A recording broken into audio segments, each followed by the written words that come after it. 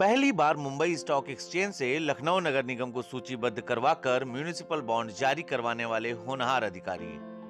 प्रदेश की राजधानी को स्वच्छता में राष्ट्रीय स्तर पर चर्चा में लाए युवा आईएएस अजय द्विवेदी सोनभद्र में मुख्य विकास अधिकारी रहते हुए गरीबों के लिए किया बेहतर काम। बाराबंकी ज्वाइंट मजिस्ट्रेट के रूप में दिखाया प्रशासन का अनुशासन। जनता को दिया खूबसूरत जेब्रा पार्क का तोहफा। तहसीलों में जन सुविधाओं का भी रखा ध्यान। पहले प्रयास में ही सम्मानित आईएएस सेवाओं में चयनित होने वाले देश के नौजवान अफसर अजय द्विवेदी का रोचक इंटरव्यू देखिए द इंडियन ओपिनियन के प्रधान संवाददाता दीपक मिश्रा के साथ।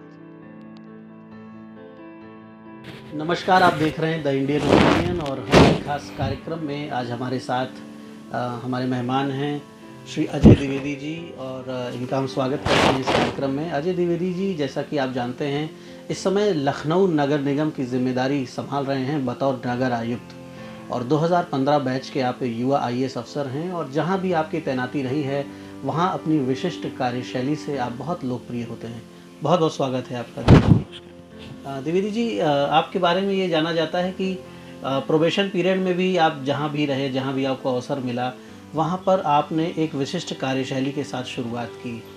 तो ख़ास तौर से आईएएस अफसर्स के बारे में जब बात होती है तो ये माना जाता है कि हमारी जो देश की पूरी प्रशासनिक व्यवस्था है उसमें बहुत ही महत्वपूर्ण भूमिका है। तो सबसे पहले हम ये जानना चाहेंगे कि इन सेवाओं में आने के बारे में कैसे आपको प्रेरणा मिली?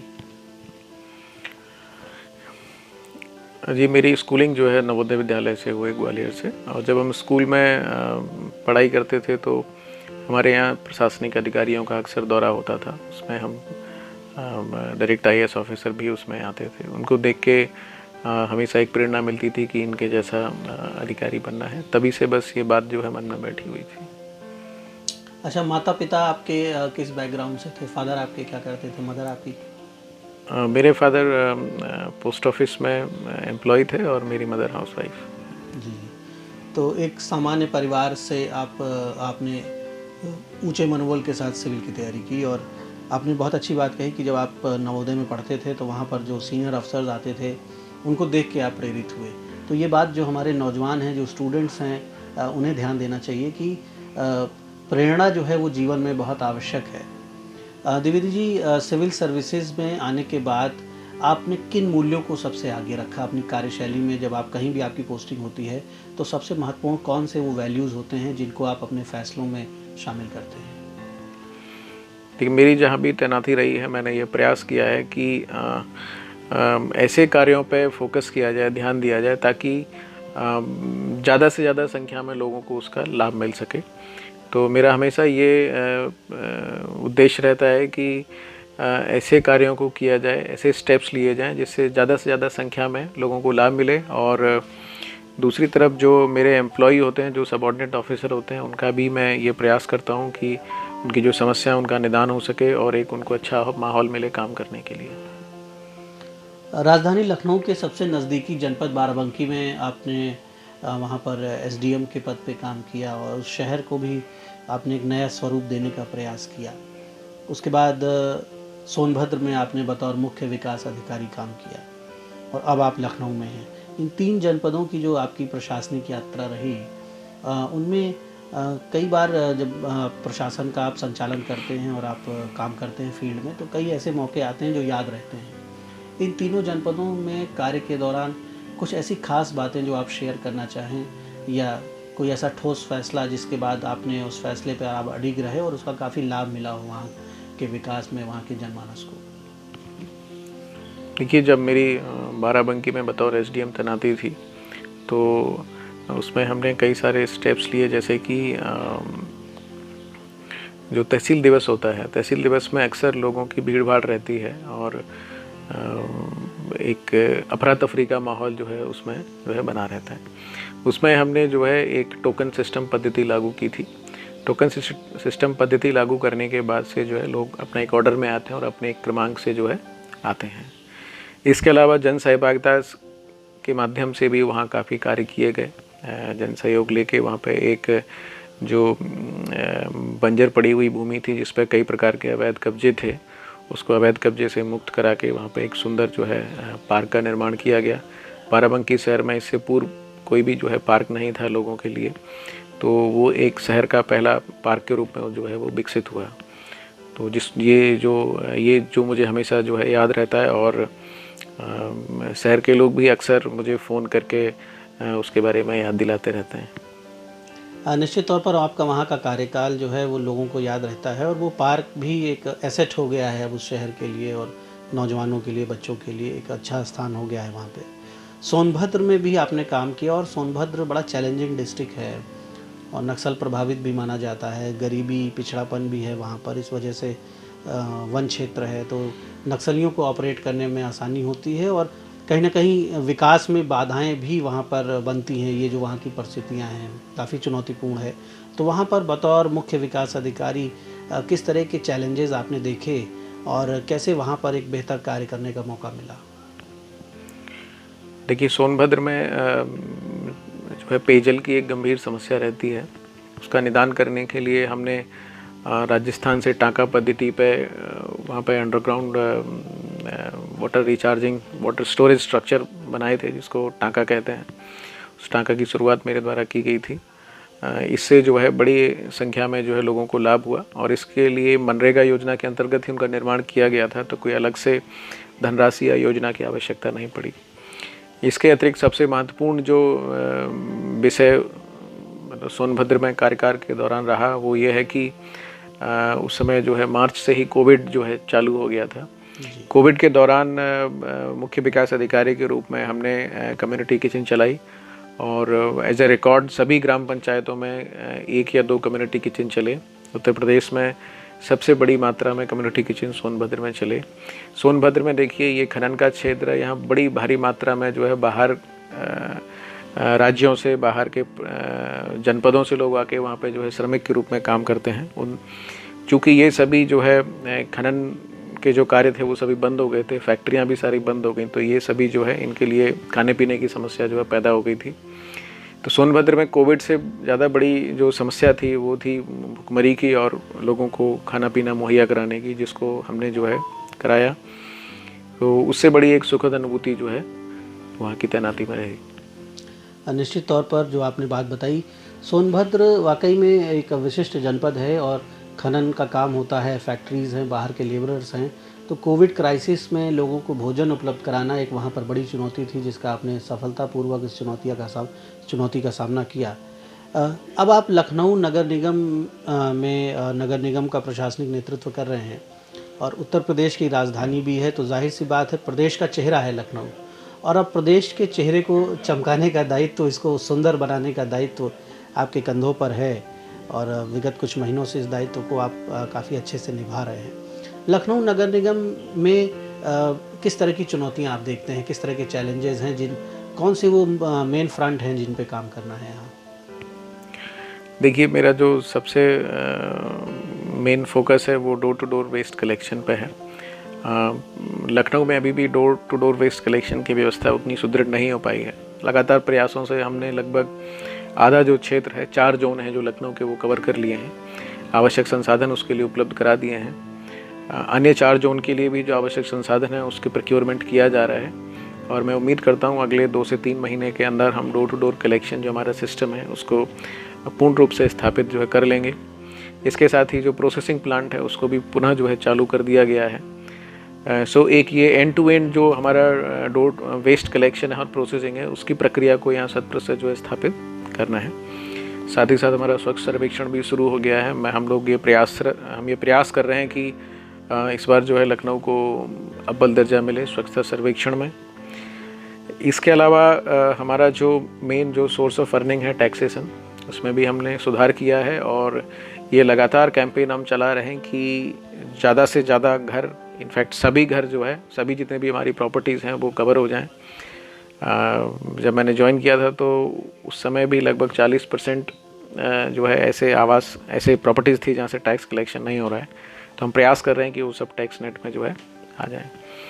इसके अलावा जो भी हमारा ह्यूमन रिसोर्स मैनेजमेंट सिस्टम है, हमारा अकाउंटिंग सिस्टम है, इन सब पे हमारा लगातार ये प्रयास है कि इनको बेहतर किया जाए। इनको डिजिटाइज़ करने का प्रयास हम लोग कर रहे हैं कि पूरा जैसे शिक्षा विभाग में मानव संविदा पोर्टल है, उस तर्ज पे हम ये प्रयास कर रहे हैं कि नगर निगम में भी पूरा ह्यूमन रिसोर्स मैनेजमेंट डिजिटाइज हो जाए। इसी के साथ ही जो हमारा अकाउंटिंग सिस्टम है, इंजीनियरिंग वर्क्स हैं, उन सबको भी पूरा डिजिटाइज करने का जो है प्रयास किया जा रहा है ताकि ट्रांसपेरेंसी आ सके। निश्चित तौर पर आप नौजवान हैं और आपकी कार्यशैली का असर एक युवा अफसर जब कहीं काम करते हैं, युवा अधिकारी कहीं काम करते हैं, तो अपनी व्यक्तित्व, अपनी कार्यशैली का प्रभाव उस कार्यालय पे पड़ता है। और टेक्नोलॉजी, जिस तरह से टेक्नोलॉजी का समावेश हमारे जीवन में बढ़ रहा है और आईटी का जिस तरह से समावेश बढ़ रहा है, उसके बाद अगर इसका सदुपयोग करते हैं तो बहुत सी चीज़ें आसान हो जाती हैं, समय बचता है, संसाधन भी बचते हैं सरकार के।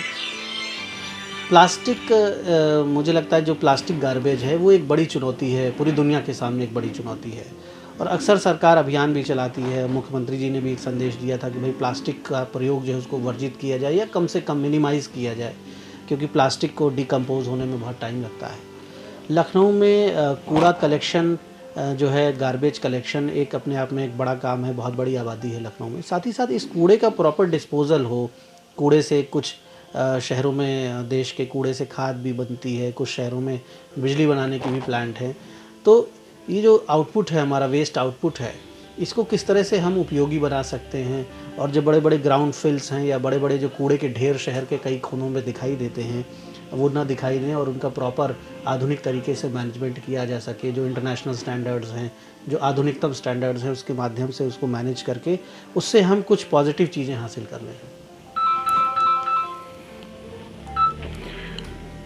जी देखिए, बिल्कुल हमारा जो प्रोसेसिंग प्लांट है वो आधुनिक स्तर पर जो है बना हुआ है। उसमें सभी प्रकार की सुविधाएं उपलब्ध हैं। Waste to compost, waste to RDF, waste to energy, ये सारी सुविधाएं वहाँ पे उपलब्ध हैं।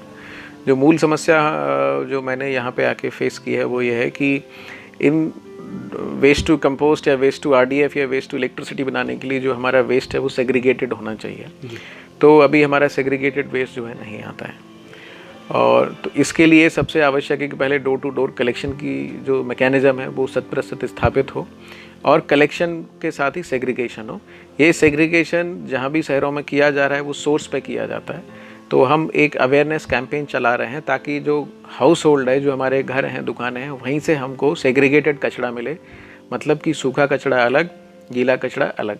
अभी हमने 4 बिन पद्धति जो है, जो एसबीएम के मानक हैं उसके अनुसार हमने शुरू किया है। जो हमारे कूड़ा वाहन है उसमें 2 अलग अलग कंपार्टमेंट हैं, गीले के लिए अलग, सूखे के लिए अलग, और 2 अलग से बॉक्सेस लगे होते हैं जिसमें कि जो है एक सैनिटरी वेस्ट डालने के लिए होता है और एक जो है हजार्डस वेस्ट डालने के लिए होता है, जैसे कि आपके मोबाइल फ़ोन है, चार्जर, बैटरी इत्यादि है। तो इस तरीके से जब सेग्रीगेटेड वेस्ट आएगा तो उसको प्रोसेस करना जो है बड़ा आसान होता है। अभी हम अवेयरनेस कैंपेन इसी के लिए चला रहे हैं कि ये सेग्रीगेटेड वेस्ट हमारे पास आए, और ये प्रक्रिया धीरे धीरे करके जो है शुरू भी हो गई है। हमारे पास सेग्रीगेटेड वेस्ट आने लगा है। प्रोसेसिंग प्लांट पे हमारी मशीनें भी चलने लगी हैं। आरडीएफ प्लांट भी जो है स्थापित हो गया है। इसके अलावा एमआरएफ फैसिलिटी भी, मटेरियल रिकवरी फैसिलिटी भी स्थापित हो गई है। शीघ्र ही 1 हफ्ते के अंदर वो चालू हो जाएगी। तो उसमें जो प्लास्टिक मटेरियल है उसकी भी जो है प्रोसेसिंग उसमें जो है की जाएगी।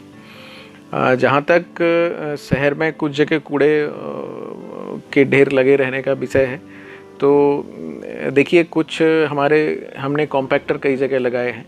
तो कॉम्पैक्टर का आशय ये है कि कूड़ा कॉम्पैक्टर पे लाया जाता है, वहाँ उसको कॉम्पैक्ट करके फिर व्हीकल के माध्यम से ट्रांसफ़र स्टेशन पे भेजा जाता है। लेकिन अभी कुछ कॉम्पैक्टर्स की कमी है, पर्याप्त नहीं है। दूसरा, इसी के चलते कुछ जगह खुले पड़ाव घर बन गए हैं, खुले जो है कूड़ा स्थल बन गए हैं। हमने ये प्रयास किया है कि ज़्यादातर जो कूड़ा स्थल हैं, लगभग 80 कूड़ा स्थल ऐसे हैं जिसको हमने जो है समाप्त कर दिया है। कुछ कूड़ा स्थल जो तत्काल रूप से समाप्त नहीं किया जा सकते उनको कवर कर दिया गया है। भविष्य में हम लोग इसको जो है पूर्ण रूप से जो जितने भी जो हमारे पड़ाव स्थल हैं, खुले में जो कूड़ा डंप हो रहा है, उसको पूर्ण रूप से समाप्त कर देंगे। जैसे ही हमारी door to door waste collection की मैकेनिज्म 100% इम्प्लीमेंट हो जाएगी तो ये स्वतः ही समाप्त हो जाएगा। अजय जी, लखनऊ में अतिक्रमण की भी चुनौतियां हैं। हालांकि लखनऊ का बड़ा हिस्सा बहुत ही साफ़ सुथरा दिखाई पड़ता है, बहुत से हिस्से पे आप लोगों ने काम किया है तो अतिक्रमण हट भी गया है, ये भी एक सकारात्मक पहलू है। लेकिन जो पुराना शहर है या शहर के कुछ ऐसे विशेष क्षेत्र हैं, भूतनाथ क्षेत्र है, वहाँ पर एंक्रोचमेंट है और ये जो ठेला वाले व्यवसायी होते हैं, रोड पटरी वाले व्यवसायी होते हैं, उनका एक कुशल प्रबंधन करने की आवश्यकता महसूस होती है, क्योंकि ठेले वाले मूवमेंट ना करके अलग अलग पॉकेट्स पे उन्होंने अपने अड्डे बनाए हैं, दिन भर वहीं पर स्टेशन रहते हैं, जिससे सड़क पर जो गति है, यातायात की जो सामान्य गति है, वो प्रभावित होती है। देखिए, इसके लिए जो हमारी वेंडिंग पॉलिसी है उसके अंतर्गत प्रयास किए जा रहे हैं और शहर के विभिन्न क्षेत्रों में वेंडिंग जोन जो है बनाए जा चुके हैं और आवश्यकता अनुसार अगर ज़रूरत पड़ती है तो फिर से जो है नए वेंडिंग जोन जो है बना दिए जाते हैं। चूँकि इसको हम फ्लोटिंग पॉपुलेशन कहते हैं, जो बाहरी जनपदों से भी इसमें कई सारे लोग आके जो है वेंडिंग का कार्य करते हैं। ये देखिए एक मिश्रित समस्या है जिसमें न सिर्फ नगर निगम बल्कि पुलिस प्रशासन और जो हमारा पॉलिटिकल सेटअप है, इसमें सबके जो है सहभागिता से और सबके विचार विमर्श से ही एक निष्कर्ष पे पहुंचा जाता है। तो इसमें हम सभी स्टेक होल्डर हैं, सभी आपस में हम लोग हमेशा बातचीत करते रहते हैं और इसका जो भी सलूशन समय समय पे स्थान के लिए निकलता रहता है उसको जो है किया जाता है। इधर एक बड़ी उपलब्धि भी नगर निगम ने हासिल की और बॉम्बे स्टॉक एक्सचेंज में नगर निगम की उपस्थिति दर्ज हुई है और वहाँ पर मुख्यमंत्री जी भी गए थे और मुझे लग रहा है कि एक ऐतिहासिक कार्य था ये, क्योंकि नगर निगम उत्तर प्रदेश का, लखनऊ का नगर निगम महत्वपूर्ण नगर निगम है। तो ये जो कार्य हुआ, बीएसई में आप पंजीकृत हुए हैं, इससे प्रैक्टिकली किस तरह के लाभ होंगे? और मैं चाहूँगा कि पब्लिक को आप बताएं, जो जनता है, जो नगर निगम के आपके जो करदाता हैं या जो मेंबर्स हैं, जो नगर निगम से सुविधाएं लेते हैं, तो उन्हें ओवरऑल नगर निगम को किस तरह से लाभ होगा और जब नगर निगम सशक्त होगा तो हमारी जनता को किस तरह से लाभ होगा इसका? देखिए, लखनऊ नगर निगम ने म्युनिसिपल बॉन्ड जो है जारी किया है 200 करोड़ का। ये एक लखनऊ नगर निगम के लिए उपलब्धि का विषय है जी। ये उत्तर भारत का पहला नगर निगम है जिसने म्युनिसिपल बॉन्ड जारी किया है और बड़े ही अट्रैक्टिव कूपन रेट पे हमारा 4.5 गुना बॉन्ड जो है सब्सक्राइब हुआ था जी। जो ये प्रदर्शित करता है कि लोगों की जो है लखनऊ नगर निगम के अंदर विश्वास है और आस्था है। देखिए, शहर में जो विकास कार्य करने होते हैं उसके लिए धनराशि की आवश्यकता होती है और सामान्य रूप से हमेशा संसाधनों का, आर्थिक संसाधनों की कमी रहती है, अभाव रहता है, तो ये उसकी पूर्ति करने का एक तरीका है। हमने ओपन मार्केट से ये पैसा जो है रेस किया है और इससे हम एक हाउसिंग प्रोजेक्ट और वाटर सप्लाई प्रोजेक्ट जो है इम्प्लीमेंट करेंगे और एज पर द रूल्स उसको जो है रीपे किया जाना है। तो एक तरीके से जो हमारे वित्तीय संसाधन है उसमें से इजाफा हुआ। नगर निगम अब लोगों को आवास और पेयजल की सुविधाएं जो है प्रदान कर पाएगा। इसके साथ ही जब बॉन्ड जारी होता है तो उससे पहले क्रेडिबिलिटी जो है देखी जाती है। तो लखनऊ नगर निगम को AA रेटिंग जो है मिली थी, उसके आधार पर ही ये बॉन्ड हम लोग जारी कर पाए हैं। AA रेटिंग का आशय ये है कि बहुत अच्छा स्तर का हमारा जो है फाइनेंशियल डिसिप्लिन है, अकाउंटिंग डिसिप्लिन है। तो हमारा जो अकाउंटिंग सिस्टम है उसमें डबल एंट्री सिस्टम किया गया है। ऑडिटिंग सिस्टम भी हर 3 महीने में हम लोग अपना बैलेंस शीट जो है ऑडिट करा रहे हैं।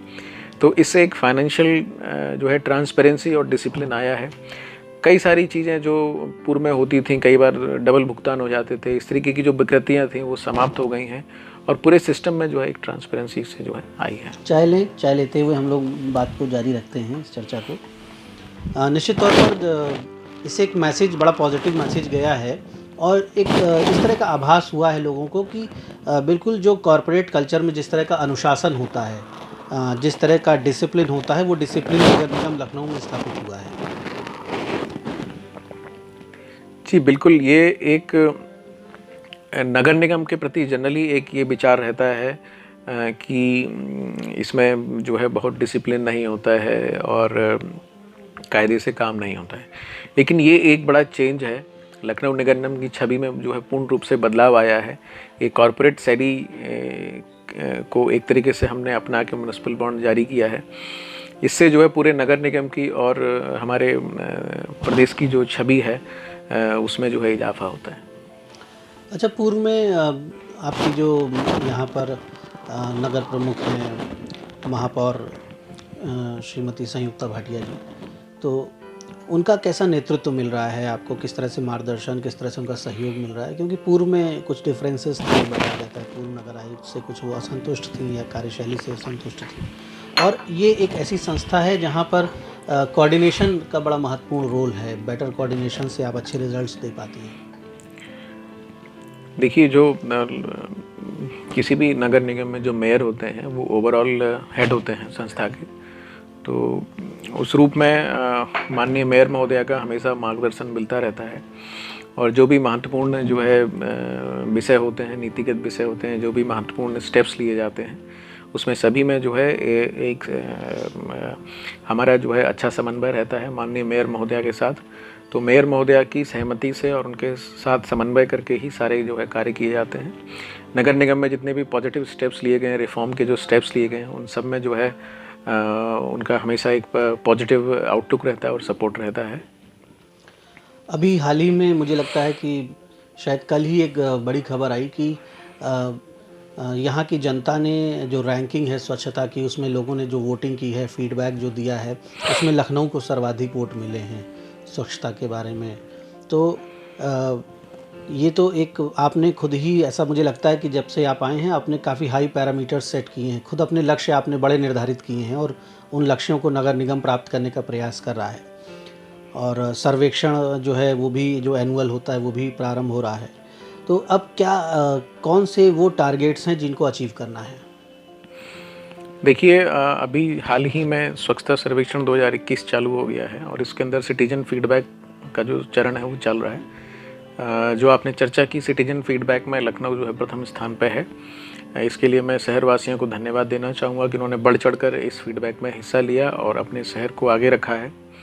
इसी प्रकार से आगे भी हमको ये उम्मीद है कि हमारे सभी शहरवासी हमारा door to door waste collection में सहयोग करेंगे और अपनी सिटी को गार्बेज फ्री सिटी बनाएंगे। कोई भी अपना कूड़ा इधर उधर ना फेंके, सभी जो है डस्टबिन में कूड़ा डालें।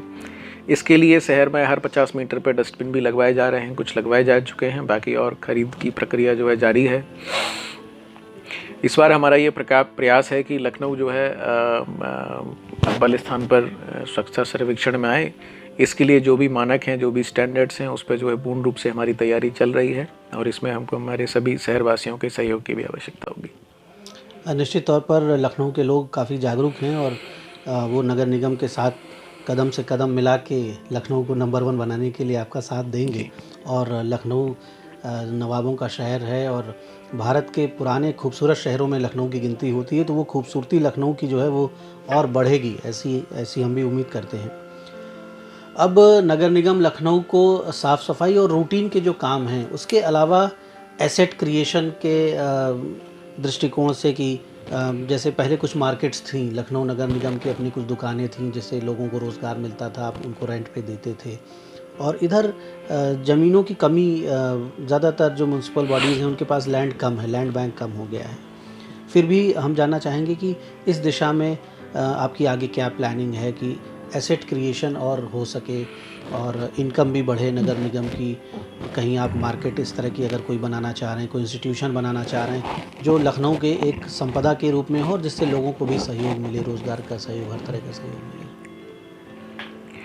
देखिए, नगर निगम द्वारा कुछ संपत्तियां जो है चिन्हित की गई हैं जो बाज़ार क्षेत्र में हैं और हमने उसमें रिजोल्यूशन ये पास किया है सदन के माध्यम से कि उन संपत्तियों को जो है विकसित किया जाएगा कमर्शियल कॉम्प्लेक्स या शॉपिंग कॉम्प्लेक्स के रूप में।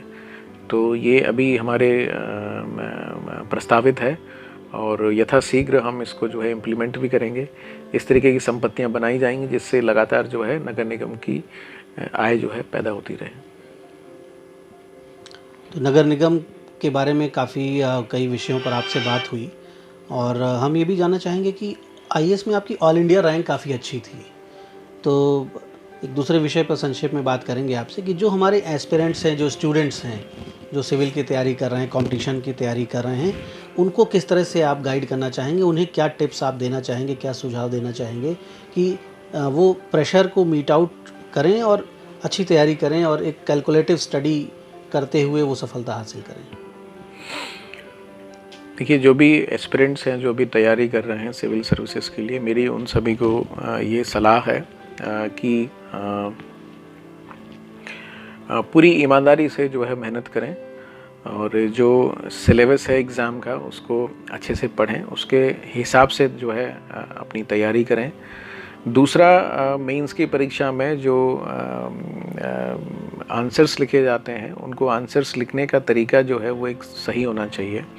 तो आंसर राइटिंग प्रैक्टिस सभी को करनी चाहिए और क्या सही किस तरीके से आंसर लिखा जाना है इस पे जो है बहुत ध्यान देना चाहिए, क्योंकि मैं अमूमन ये देखता हूँ कि लोग जो है ज्ञान अर्जन में लगे रहते हैं, ज़्यादा से ज़्यादा चीज़ें जानने में लगे रहते हैं, लेकिन कभी लेकिन इस बात पे कम ध्यान रहता है कि जो है परीक्षा में उत्तर कैसे लिखा जाना है।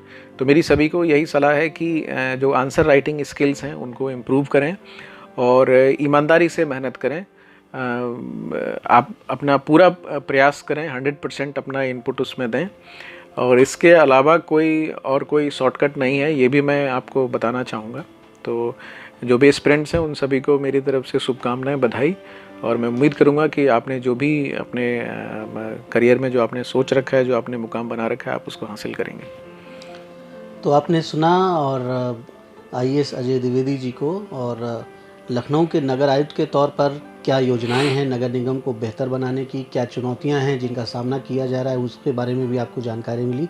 साथ ही हमारे जो युवा प्रतियोगी छात्र हैं, जो हमारे विद्यार्थी हैं, छात्र छात्राएँ हैं, उनके लिए भी आपने बड़ी महत्वपूर्ण बात कही कि केवल ज्ञान अर्जन महत्वपूर्ण नहीं है, एक्सप्रेशन कैसे करना है, कैसे लिखना है, कैसे बेहतर आंसर राइटिंग करनी है, उस पर भी फोकस करना है।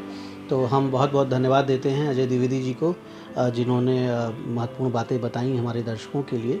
तो फिर द इंडियन ओपिनियन के इस खास कार्यक्रम में किसी अन्य मेहमान से हम आपकी मुलाकात कराएंगे। धन्यवाद।